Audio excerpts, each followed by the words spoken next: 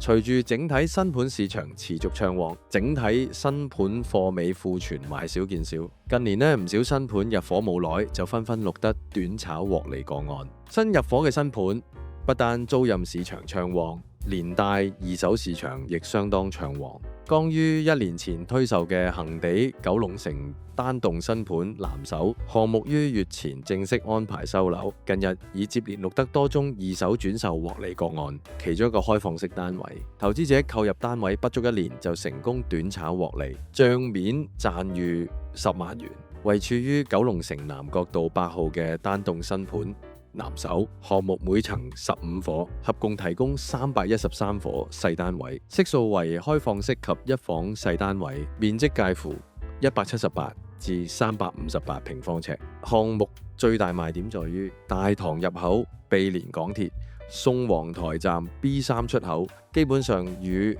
港鐵出入口零距離，加上位處41號校網，甚受學生家長歡迎，因此項目剛剛入伙，無論租賃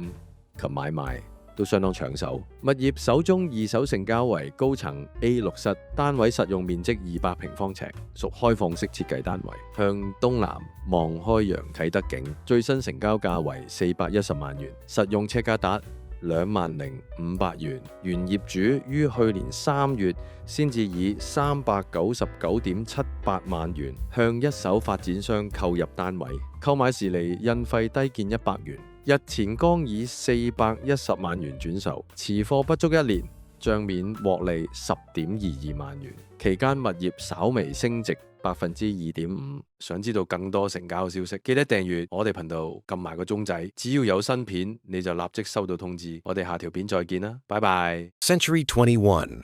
This is our time. This is our century.